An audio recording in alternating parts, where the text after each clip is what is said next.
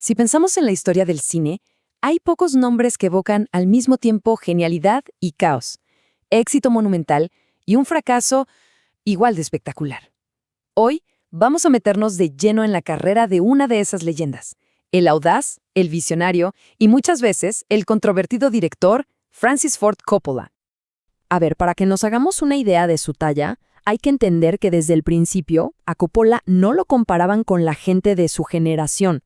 No, la crítica lo puso directamente al nivel de titanes como Orson Welles y Stanley Kubrick, o sea, leyendas que reinventaron el cine. Esa es la escala de la ambición de la que vamos a hablar.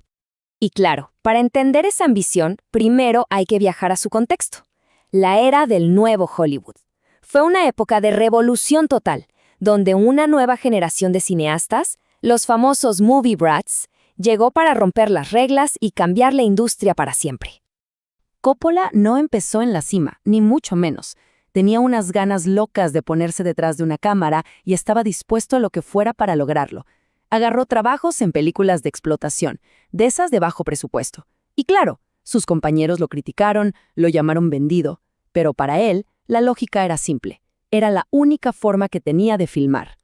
Y esa tenacidad lo llevó al proyecto que no solo definiría su carrera, sino que cambiaría el cine para siempre. Pero ojo, lograr hacer El Padrino a su manera fue una batalla campal contra el estudio. Peleó por todo, desde la elección del reparto hasta el tono oscuro y sombrío de la película. ¿El resultado de esa lucha? Bueno, fue simplemente abrumador. Las dos primeras películas de El Padrino no fueron un éxito, fueron un fenómeno cultural. Juntas acumularon más de 20 nominaciones al Oscar y se llevaron 9 estatuillas. Esto ya no era un simple triunfo, era la coronación de un nuevo rey en Hollywood, indiscutible. Es que su genialidad se puede ver en una sola línea, en su capacidad para resumir un universo entero. Deja el arma, coge los cannoli. Esta frase es historia del cine porque encapsula a la perfección esa mezcla de lo brutal y lo cotidiano. Un asesinato violento y, justo después, el simple recordatorio de llevar el postre a casa. Es escalofriante, es humano y es brillante. Pero su genialidad no era la de un tipo solitario. Coppola entendía el cine como un arte de equipo, colaborativo.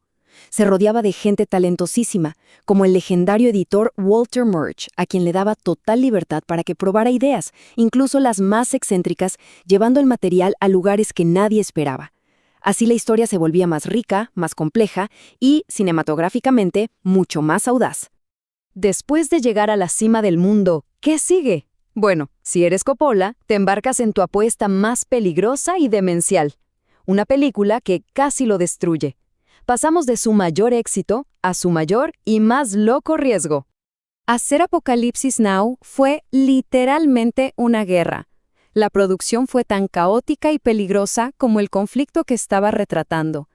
Imagínense, encontrar al actor principal fue una odisea que terminó con un despido en pleno rodaje. Y esa misma locura se vio en la recepción inicial. Muchos críticos no entendieron nada, sobre todo con ese final tan mítico y alegórico. Con el dinero y el prestigio de El Padrino, Coppola se lanzó a su siguiente gran sueño: comprar su propio estudio. Su visión era crear una especie de utopía cinematográfica, una fábrica de sueños independiente, con su propio equipo de creativos, lejos de las garras de los grandes estudios de Hollywood. Pero bueno, aquí es donde la historia da un giro, y uno bien dramático. La misma ambición que lo llevó a la cima fue la que provocó su caída más espectacular. El sueño de Southrop estaba a punto de convertirse en una verdadera pesadilla financiera. El sueño se hizo pedazos contra la dura realidad. La película que debía ser la joya de la corona de su nuevo estudio, One from the Heart, recaudó apenas $1.2 millones en Estados Unidos. No fue un fracaso, no. Fue una catástrofe que llevó a Zoetrope Studios directo a la bancarrota. Y el fracaso no fue solo de dinero, ¿eh? Su innovador proceso de cine electrónico, con el que dirigía a los actores a distancia desde una caravana, los alienó por completo. La actriz Teri Garr lo describió perfectamente. Dijo que se sentían como marionetas, dirigidas por una voz que salía de un altavoz. Terrible. La caída fue durísima. El rey de Hollywood, el gran visionario, de repente se vio obligado a pasar casi una década aceptando trabajos solo para pagar las deudas millonarias que había acumulado. Dirigió películas que, según él mismo admitió, no eran el tipo de proyectos que hubiera elegido en otras circunstancias. Pero a pesar de los fracasos y las deudas, la historia de Coppola no termina en la derrota. Para nada. Su influencia en el cine es innegable y se extiende mucho más allá de sus propias películas, sobre todo en las carreras que ayudó a lanzar y en la dinastía que creó. Quizás su mayor legado fue su increíble ojo para el talento. No solo descubría estrellas, es que se peleaba por ellas. Se enfrentó a los estudios para imponer actores entonces desconocidos como Al Pacino y usó su poder para producir proyectos que nadie quería, como American Graffiti de un joven George Lucas. Y esa pasión por el cine se contagió y terminó creando una dinastía como ninguna otra en la historia de Hollywood.